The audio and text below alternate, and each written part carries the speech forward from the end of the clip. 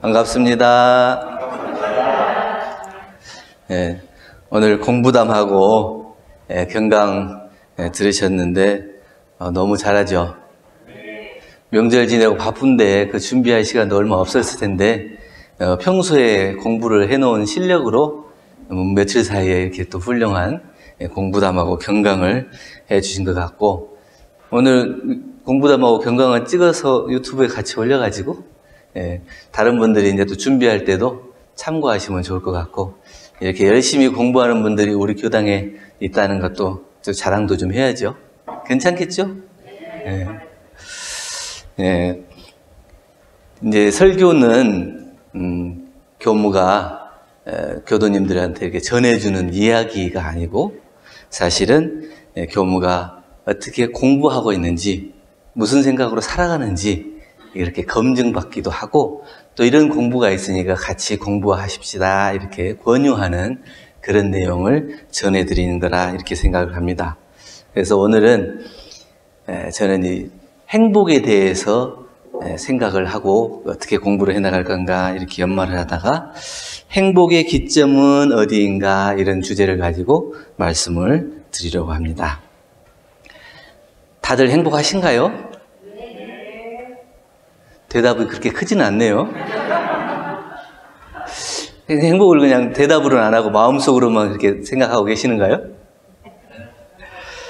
행복하지 못하다면은 왜 행복하지 못할까요?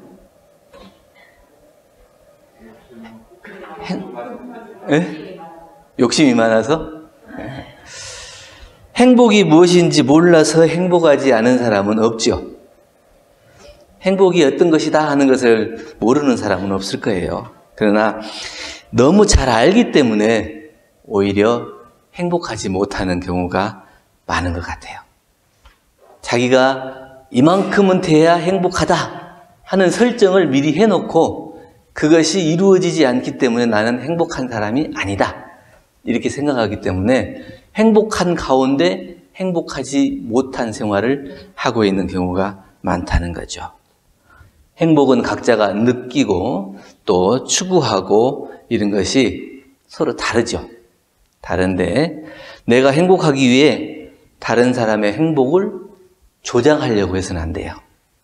다른 사람이 이렇게 해야 내가 행복하다 해서 다른 사람이 이렇게 하도록 자꾸 압력을 넣는다거나, 그렇게 왜 못하냐고 원망하고, 그렇게 해서 만들어진 행복은 내 행복이 아니라는 얘기죠. 내가 행복하려면 내 스스로가 기쁘고 행복해야지, 왜 다른 사람이 이렇게 안 해준다고 그거를 그만큼 해줬을 때 내가 행복해 줄 것 같다 이렇게 생각하느냐. 그런 행복은 안 올 것 같아요. 그 사람은 그 사람 나름대로 추구하는 행복이 있고 나는 나대로 추구하는 행복이 있는데, 둘이가 맞아지면 더욱 좋지만 그건 서로 바라보는 관점이 다르기 때문에 만나지기가 어려워요. 우리가 말하는 관점이라고 하는 것은 다른 말로는 기점이라고도 하는데, 이제 측량하는 사람들이 전국에 돌아다니면 매일 이렇게 측량하고 있잖아요. 그 측량에서 이 지번을 이렇게 나누고 여기에서 여기까지는 누구네 집이고 누구네 땅이고 이렇게 나누는 것처럼, 우리가 이제 그걸 측량하는 기점을 두고 이렇게 나누는 것처럼 우리가 행복도 바라보는 관점에 따라서 이거를 행복이라고 할 수도 있고 이거를 행복이라고 할 수도 있고 또 이만큼을 행복이라고 할 수도 있고, 바라보는 관점이 서로 다릅니다. 그러면 행복하고 행복하지 못한 그 기점, 그 관점은 어디에서부터 시작될 것인가 이런 생각을 하게 됐고, 첫째는 다름을 알고 모르는 그 기점에서 시작된다. 모든 사람이 다 다르고 모든 환경이 다르고 배우고 익힌 것도 다르고 또 행복을 추구하는 관점도 다르다고 하는 그 다름을 알고 모르고 하는 그 기점에서 시작되는 거다. 사람들은 대부분 자신의 관점에서 세상을 바라본다 그래요. 그래서 어떤 사람이 길을 물어보는데, 술을 좋아하는 사람한테 길을 물어보면, 저 호프집 보이죠? 그럼 거기에서 우회전을 해요. 그러면 그 옆에 주막이 보일 거예요. 그럼 주막에서 좌회전해서 돌아가면은 조금만 가면 돼요. 이렇게 얘기를 해요. 그러면 이제 목사님한테 길을 물어보면 어떻게 하겠어요? 저기 교회 보이죠? 저 교회에서 좌회전하고 또 조금 가면 또 어떤 교회가 나올 거예요. 거기서 우회전하면 돼요. 이렇게 얘기를 한다는 거죠. 그래서 사람들에게 이 플러스 이렇게 똑같은 것을 보여주면 이 교회 목사님은 이거는 십자가입니다. 이렇게 하고 수학자는 이 덧셈입니다. 이렇게 얘기하고 산부인과 의사는 배꼽이네요. 이렇게 얘기하고 경찰은 사거리네요. 이렇게 얘기하고 간호사는 적십자라 그러고 또 약사는 녹십자라 그러고 자기가 바라보는 관점대로 그것을 이해하고 받아들이는 거예요. 근데 그게 다 틀려요? 다 틀리지 않잖아요. 내가 어디를 기점으로 해서 그걸 바라보느냐, 어떤 관점으로 그것을 보느냐에 따라서 그것을 설명할 수 있는 것일 뿐이지 그것이 옳다, 그르다 할 수 없는 거예요. 그게 다른 사람이 추구하는 행복이 나하고 같지 않다고 그래서 그 사람이 추구하는 행복이 틀린 것이냐? 그것은 아니고 다른 것이다. 그래서 나하고 다른 저 사람을 인정했을 때 비로소 내가 행복해질 수 있다는 얘기예요. 학교에서 선생님이 학생들한테 스케치북에다 이제 그림을 그려라. 미술 시간에 그림을 그려라. 이러니까 다른 학생들은 다 스케치북에다 막 이렇게 집도 그리고 사람도 그리고 이렇게 그래요. 근데 어떤 학생 하나는 스케치북을 검정 이 색연필로 시커멓게 가득 채우는 거예요. 그러니까 선생님이 바라봤을 때는 너는 그림을 그리려 했더니 왜 장난을 하고 있냐? 이렇게 얘기를. 근데 또 그 몇 장을 검정색으로 이렇게 그리더래요. 근데 나중에 알고 봤더니 다른 사람은 그 스케치북 한 장에다가 그림을 완성하는데 이 아이는 커다란 고래를 생각하고 그 시커먼 스케치북을 여러 장을 모아서 하나의 고래를 완성하는 거예요. 근데 우리가 바라보는 관점이 저 사람보다 훨씬 더 작을 수가 있어요. 내가 알고 익힌 것대로 그것을 바라보고 그 사람을 판단하고 평가해서는 안 돼요. 그 사람이 가지고 있는 무한한 능력과 또 잠재력, 또 그 사람이 생각하고 있는 것을 다 알지 못하기 때문에 쉽게 그 사람을 평가해서 너는 이런 사람이다. 너는 왜 이러냐? 이렇게 얘기할 수가 없어요. 그러나 우리 평생을 살아도 부부로 함께 살아도 남편이 부인을 이해하기도 어렵고 부인은 남편을 이해하기 어렵고 왜 그러냐면 서로에게 맞추라고 자꾸 강요하고 그것을 바라기 때문에 그래요. 그냥 부인은 부인대로 남편은 남편대로 그 스스로의 존재를 인정해주고 그 사람의 특성을 이해해주면 그 가정이 싸울 일이 없어요. 남편과 아내가 싸울 일이 없어요. 이 사람은 이런 생각을 가지고 있었지. 인정해주면 돼요. 저 사람은 나하고 좀 다르지. 인정하면 되는데 자꾸 나하고 맞추려고 그래요. 발명왕 에디슨도 학교 한 3개월 다니고 말았다고 그래요. 너무나 학교 선생님이 얘는 너무 산만해가지고 가르칠 수가 없다. 그래서 나중에 3개월 있다가 집에 가서 엄마한테 이제 교육을 받았는데 얼마만큼 생각이 많고 이 발명에 대한 그런 생각이 많아요. 여러 가지 것들을 생각하니까 다른 사람이 이해하지 못하는 그런 생각들을 자꾸 하고 질문도 하고 그러니까 선생님이 바라봤을 때는 너는 가르쳐주는 데나 배울 것이지 자꾸 질문도 많고 뭘 이렇게 생각이 많냐 이렇게 얘기할 수 있죠. 그러나 그런 사고를 가진 아이가 성장해서 이 세계에 과학을 발전시키는 발명왕이 된다는 거죠. 그래서 그 사람을 우리 틀 안에 가두려고 하고 어떤 사람을 내 행복의 조건에 가두어서 너도 이렇게 해야 된다고 하는 그것을 가두어서 해서는 절대로 행복을 얻을 수가 없다는 거죠. 오늘 본문에 봉독했듯이 수행품 31장에서도 남자와 여자의 특성에 대해서 대종사님께서 밝혀주셨잖아요. 남자의 특성과 여자의 특성이 분명히 다르기 때문에 그러나 그 특성이 다르다고 해서 내 특성이 다르니까 너는 간섭하지 마, 관여하지 마, 이렇게 해갖고는 또 만나질 수가 없어요. 다름을 인정하되 다르지만 저 사람도 용납해서 함께 그것을 맞춰가려고 하는 노력이 있어야 하나가 되는 것이지, 다른 관점만 보고 나는 너하고 다르니까 나를 타치하지 마, 내가 생각하는 것을 건드리지 마, 이렇게 하면 그거는 서로 상극으로 만날 수 있는 것이지 상생으로 만나려고 하는 마음은 아니다는 거죠. 각사의 특성은 똑같지가 않죠.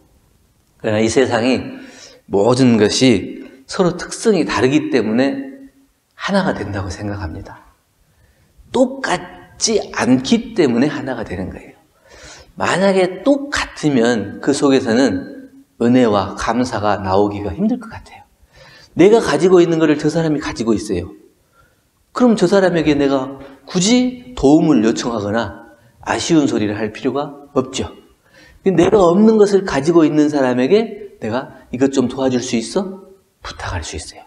그래서 그 사람이 도와주면 고맙고 감사하고, 내가 다음에는 너에게 또 내가 도울 일이 있으면 도와줄게. 이렇게 해서 서로 부족한 면을 채워가면서 하나가 되는 것이지, 모든 사람이 다 똑같은 특성, 똑같은 능력을 가지고 있어서는 행복하지 못할 것 같아요. 서로 완벽하다면 도움을 받을 필요도 없고 서로에게 감사함을 느끼지 못한 메마른 감정이 될 수도 있다는 얘기죠. 그래서 우리는 다른 사람이 틀린 것이 아니고 다르다 하는 것, 다름을 알고 모르는 데에 관점을 놓고 보면 거기에서 우리가 행복을 만들어 갈 수 있다. 다름을 인정하면 상대를 바로 볼 수 있고 정해진 틀에 맞추려는 내 고정관념도 자유로워져서 행복해지는 거예요. 내가 저 사람을 내 마음대로 해야 되겠다는 그 생각을 버리는 순간 저 사람도 자유로워지고 나도 자유로워져요. 그래서 그 행복이 그 안에 있다는 겁니다. 둘째는 같음을 알고 모르는 데에 행복이, 그 기점이 거기에 있다는 거죠. 옛 성현들이 말씀하실 때 한문으로 말하면 악장 제거 무비초요 호치 갈래 총시화, 이렇게 얘기 많이 들어보셨죠? 악을 장차 제거하려 하면 풀 아님이 없고 좋게 보니까 다 꽃이더라. 풀로만 보면은 다 풀이에요. 이게 저 사람이 나쁘다는 생각이 들어가면 하는 짓이 다 미워. 근데 저 사람이 이쁘다고 생각되면 어떤 말과 행동을 해도 이뻐요. 저도 이제 음식을 먹을 때 좀 식성이 좀 좋은 편이라 약간 좀 개걸스럽게 먹는 스타일. 근데 다른 사람이 좀 그렇게 좀 먹지 마 이렇게 지적하는데 맛있는 걸 어떻게 해? 맛있어. 입에다 넣는 순간에 바로 그냥 내려가잖아요. 그냥 맛있게 먹을 수밖에 없는데. 근데 저를 이제 이쁘게 보는 사람은, 야, 음식도 맛있게 먹는다, 이렇게 얘기해요.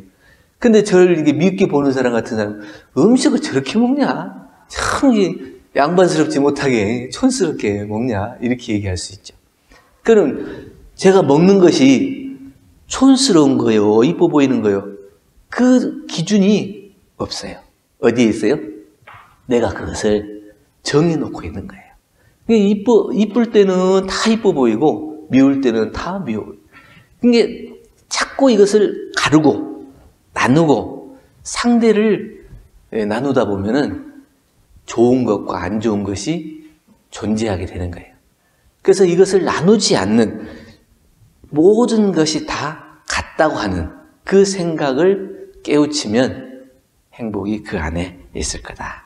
이것은 좋고 저것은 싫다는 차별을 놓지 못한다면 결국 큰 공부를 이루기는 어렵다는 거죠. 부처님을 우리는 원만 평등한 부처님 이렇게 얘기하는데, 그 원만 평등이라는 거에는 어떠한 상대와 차별심이 없는 마음 때문에 원만 평등한 부처님이라고 우리가 존경을 하는 거예요. 만약에 어떤 상대와 차별을 두고 나는 부처고 너는 중생이다 이런 생각이 있다면 우리가 만약에 부처님을 존경할 수 있겠어요? 그런 것은 이미 부처님마저도 우리를 무시하고 상대적으로 바라보는, 우리를 중생으로 바라본다 이렇게 생각하는 것 때문에 부처님이라고도 부르지 못할 거예요. 그래서 한쪽에 기울거나 치우치고 어떠한 차별이 없는 것을 우리는 원만평등이다 이렇게 얘기를 합니다. 부처님 제자 중에 상수 제자인 가섭존자가 있고 또 다문제일이라고 하는 안한존자가 있어요. 부처님 당대 때에는 칠가식이라 그래서 이제 점심 때 되면은 이렇게 마을로 내려가서 7집에 동량을 하고 자기 돌아와서 처소에 돌아와서 이제 식사를 먹는 거예요. 근데 이 가섭존자는 가난한 집만 돌아다녀요.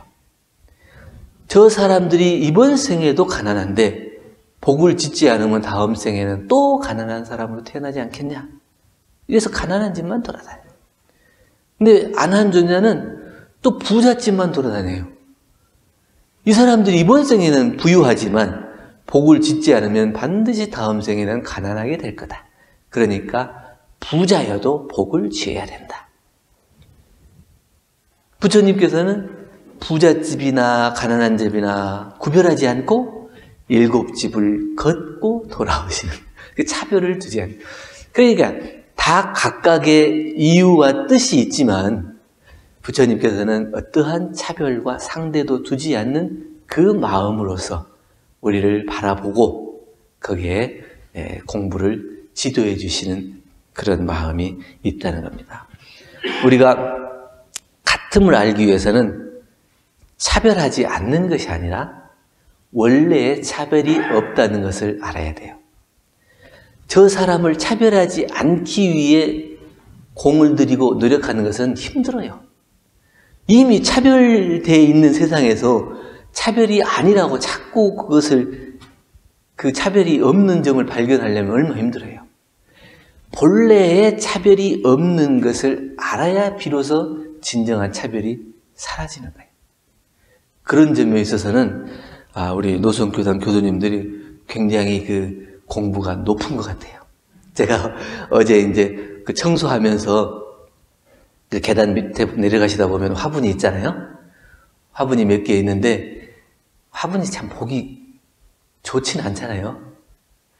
보기 좋아요? 너무 이제 겨울 되고 그러니까 약간 시들기도 하고 못생기기도 하고 마르기도 하고 이렇게 되어 있는데 내년 이제 올해 봄을 위해서 놔두고 이제 어떻게든지 살려보려고 하긴 하지만 근데 늘 이렇게 교도님들이 다니는 길에 좀 이쁜 꽃이 있으면 좋기도 하겠지만 그걸 놨는데 누구 한 분이 왜 이런 꽃을 여기다 놔요? 이렇게 얘기한 분이 없어요. 그리고 또 우리 이제 헌공금 내시고 그러잖아요. 유지비도 내고 기도비도 내고 이러는데 이제 다른 교당에서는 이제 그런데 화분 같은 것도 유심히 보는 분들을 봐요. 그래서 매주 오면 교무님한테 화분은 왜 이래요? 왜 이렇게 못 키웠어요? 왜 죽였어요? 이렇게 하고 또 유지비도 냈으면 또 바로 그날 가가지고 자기 이제 원티스에 들어가가지고 기도비를 교무님이 바로 올렸니? 안 올렸니? 제대로 올렸니? 안 올렸니? 이래가지고 바로 또 전화가 와가지고 이렇게 하는 분들도 있고 그래요. 그런데 제가 이제 뭐 교도님들의 그 유지비나 기도비를 내는 걸 이제 처음 와가지고 잘 몰랐을 때도 그냥 한 번에 이렇게 내놓으시면 유지비도 이만큼 내고 기도비도 이만큼 적어놓고 이렇게 나누어서 이제 놓고도 했거든요. 그랬는데 어떤 분 하나도 이걸 왜 3만 원 내야 되는데 2만 원을 냈어요. 이거는 기도비로 가야 될 건데 왜 유지비로 냈어요? 얘기 나온 분이 하나도 없어요. 그런 점에 있어서는 원만 평등한 노선교단 교도님이에요. 어떠한 차별과 상도 두지 않고 교당에 와서 내가 공부하러 온 것이 목적이지 그러한 것들은 하나의 그냥 가지예요, 가지. 그런 가지로 놓고 거기에 마음을 쓰지 않는 것이 너무 저는 편안하고 그래도 제 마음속에는 어찌든지 맞춰서 해드리려고는 하지만 그런 마음이 너무 감사하고 그래서 편안하게 이 교당에서 이 교육생활을 할 수 있는 것도 그러한 교도님들의 공부심이 작용하지 않는다. 이렇게 생각되고, 그래서 우리가 같음을 알기 위해 차별을 하지 않는 것이 아니라 원래 차별이 없는 그 마음을 깨닫기 위해 공부하는 그것이 중요하다는 얘기예요. 고려 고종때 학자이고 문신인 이규보의 동국 이상국집에 보면 그런 얘기가 나와요. 그 친구가 이규보를 만나러 오다가 내가 아주 끔찍한 일을 봤다 이렇게 하면서 내가 오다 보니까 참 개를 막 몽둥이로 두들겨 가지고 그 보기가 끔찍하기가 이루 말할 수 없더라. 그 모습을 보니까 내가 앞으로는 개고기나 돼지고기나 이런 것을 좀 안 먹어야 되겠다 이런 생각을 했다 이렇게 하더라고. 그랬냐? 그랬더니 이규보가 나는 어떤 사람을 보니까 참 이를 잡아가지고 화로에다가 태우는데 그 마음이 참 안타깝더라. 그래서 나는 앞으로 이가 무르고 가려워도 이를 안 죽이려고 마음먹었다. 이렇게 얘기를 해요.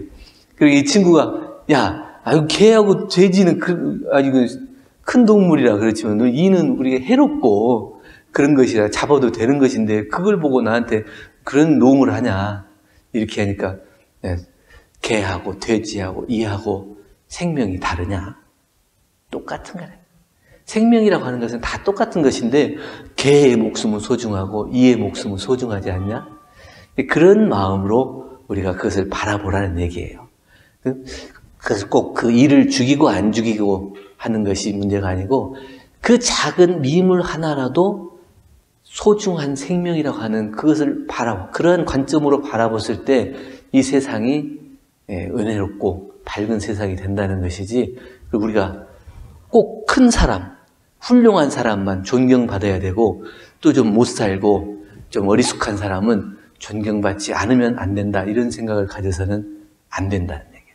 모든 생명과 모든 사람 다 존귀하고 우리가 같은 불성을 가지고 있는 부처의 그런 모습을 발견했을 때 그것을 우리가 행복을 만들어낼 수 있다. 변이품 13장에 보면 어떤 수도인이 고기를 사러 가서 정한 대로 떼어주시오 이렇게 얘기하니까 이 고기 장수가 고기에다가 칼을 탁 꼽으면서 어디가 정하고 어디가 추해요. 자기 마음속에는 정하고 추한 것이 우리가 쉽게 이제 얘기하잖아요. 좋은 것도 있고 안 좋은 것도 있고 자기 마음속에 있는 거죠.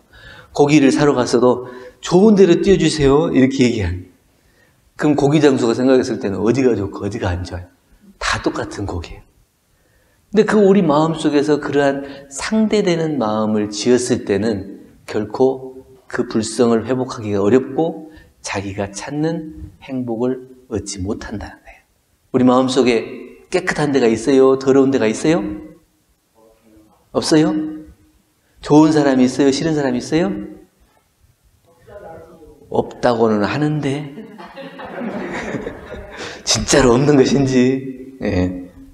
그래서 이론은 우주만유의 본원이고 재불재성의 시민이고 일체중생의 본성이며 또 대수유무의 분별이 없는 자리고 생멸거래에 변함이 없는 자리고 선악업보가 끊어진 자리고 언어 명상이 돈공한 자리다.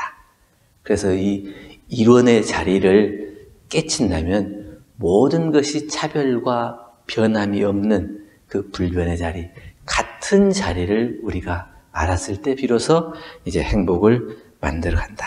둘 아닌 이 자리에는 다르지 않기 때문에 하나인 자리예요.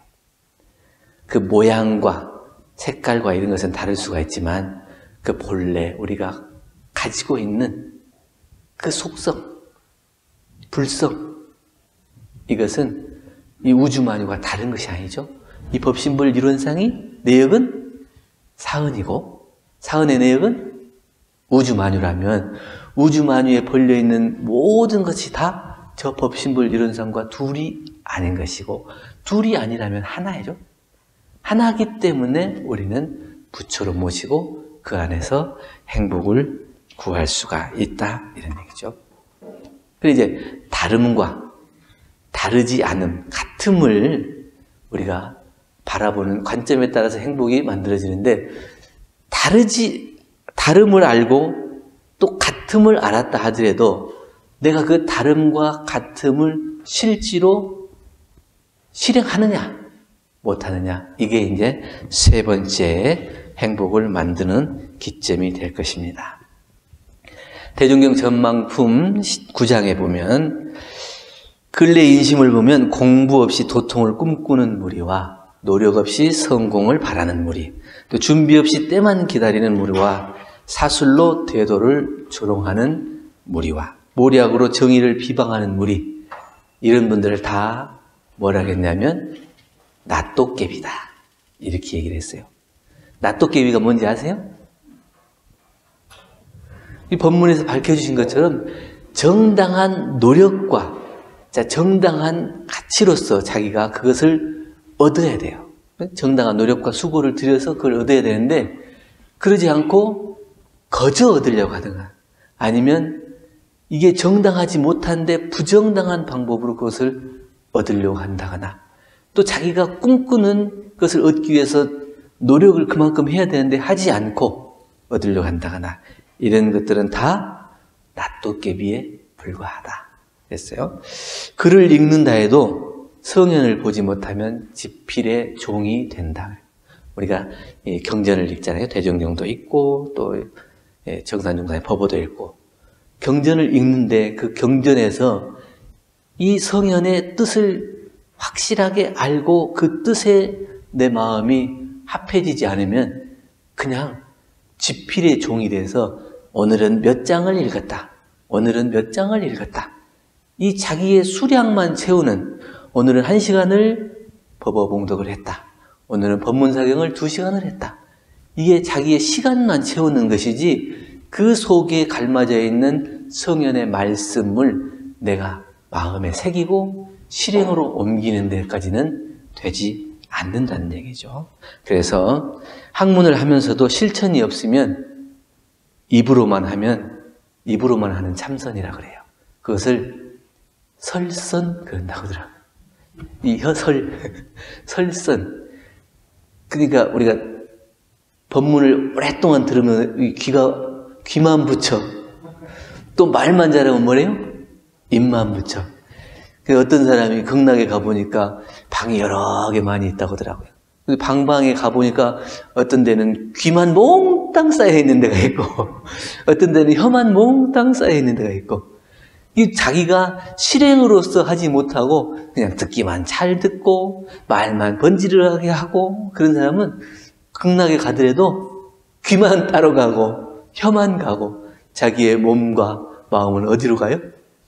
지옥에서 그 고통을 받고 있을지도 모른다는 거죠. 실행 없이 말로만 하는 선, 혓바닥으로 하는 선을 설선. 그래서 그 실행이 없이 말로만 하는 사람을 우리는 낫도깨비다, 이렇게 생각하고, 나는 말로만 하고 실행을 하지 못하는지, 그러면 나는 지금 낫도깨비인지, 이것을 대조해서 공부를 할 필요가 있다는 거죠.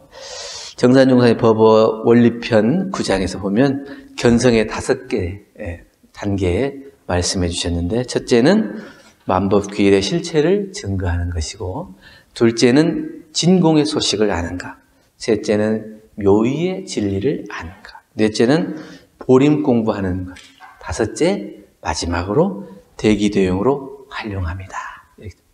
결국은 우리가 공부를 하자는 것은 대기대용으로 활용하자는 데 있죠. 다름을 알고 같음을 안다 하더라도 실제로 내가 생활 속에서 활용을 하지 못하면 보기 좋은 납독기와 같다. 이 납독기는 걸음만 놓지 그를 쓸 수가 없어요. 뭐라도 하나 쓰려고 하면 금방 망가지고 부셔져서 그 모양만 보기 좋지 실용성이 없다는 거죠. 그래서 나도 말로만 듣고 말로만 하고 귀로만 듣고 말로만 하고 실행이 없으면 내가 보기 좋은 납독기다. 내 겉모습만 포장하고 치장하고 세월을 보냈구나, 이렇게 생각할 수도 있다는 얘기죠. 우리 교도님들이 그렇다는 얘기가 아니고, 처음에 말씀드렸듯이 제가 이 행복을 만들어가는 이 행복의 의두연마를 하면서 제 모습을 바라보고, 저도 어떻게 되면 진실한 공부인이 될 것인가 생각하다가 이렇게 말로만 하고 듣기만 하고 이래서는 나도 보기 좋은 납도끼가 되겠다. 이런 생각으로 말씀을 드리는 겁니다. 언제나 공부가 한계를 갖출 수는 없죠. 정산정 선생님께서도 많이 편찬하셨는데 응기편 61장에 보시면 요양 중에 잦은 구미의 증감이 잦아. 그러니까 몸이 좀 괜찮아지시면 입맛이 땡기고 몸이 좀 편찮으실 때는 입맛이 사라지고 이래요. 그러니까 구미의 잦은 증감이 있으시고 그걸 보시면서 구미가 있으면 소사체경도 오히려 달아서 몸에 영향이 되지만 구미가 없으면 고량진미도 소화불량을 일으킬 수가 있다. 그러나 자신에게 도가 있으면 역경도 능히 좋게 운전할 수가 있어서 복락을 수용할 수가 있는데 자신에게 도가 없으면 순경도 나쁘게 운전해서 재앙을 만들 수가 있다. 결국 우리가 그 실행하는데 기준점은 뭐냐? 우리가 어떠한 생활하는 데 있어서 공부심을 가지고 하느냐, 공부심을 놓치느냐, 이거에 따라서 입맛이 있을 때 음식이 땡기는 거와 마찬가지로 공부심이 있을 때는 어떠한 어려운 환경도 내가 공부로 돌려요. 그래서 그걸 행복을 만들어낼 수 있는데 공부심이 없으면 아무리 좋은 여건과 환경이 와도 그 속에서 항상 원망을 발견하더라고. 그래서 조금 이것만 좀 더 줬으면 좋을 텐데 이렇게 얘기해요. 부자가 99개를 가지고 가난한 사람 하나 뺏어서 100개를 채우려고 하는 마음하고 같아요. 이미 99개를 가지고 부유한데도 불구하고 부족한 1개를 집착하다 보면 그 사람은 그 1개에 집착돼서 99개의 행복을 누릴 수가 없어요. 우리가 이미 행복을 발견하신 분도 있고 발견해 가는 분도 있고 발견해야 되는 분도 있는데 그 마음속에 도가 있느냐 없느냐 이것을 따라서 그 도를 실천하느냐 못하느냐 이 기준에 따라서 우리 행복을 만들어갈 수 있다는 얘기죠. 행복의 기점은 행복을 밖에서만 구하는 것이 아니고 자기의 도력과 도미가 있는지 없는지를 늘 챙기고 살피는 데 그것이 있다. 바른 법과 또 말씀에 기점을 두고 날마다 실행하기에 힘쓴다면 우리는 다름도 인정하고 같음도 인정하고 실행도 충분히 할 수가 있어서 늘 생활 속에서 행복을 만드는 행복자가 될 수가 있고 이 마음을 놓친다면 늘 다른 것 때문에 고통스럽고 또 이 같은 것 때문에 사람이 변하지 않으면 같은 거잖아요. 그래서 같은 것 때문에 또 힘들어하고 자기 스스로는 실행하지 못하면서 다른 사람을 내 행복 안에 나에게 모든 것을 다 갖다 주었을 때 내가 행복해진다고 하는 그 마음을 벗어나지 못해서 그 불행 속에서 살아가게 될 것이다. 이런 말씀을 드리고 우리 모두가 행복의 기점을 확실하게 세우고 부처님의 직연과 인격을 갖추어서 원만 평등한 불보살의 삶으로 집집마다 부처님이 사는 세상을 만들어가는 한 해가 되시기를 간절히 축원드리면서 오늘 행복의 기점에 대해서 말씀드렸습니다. 감사합니다.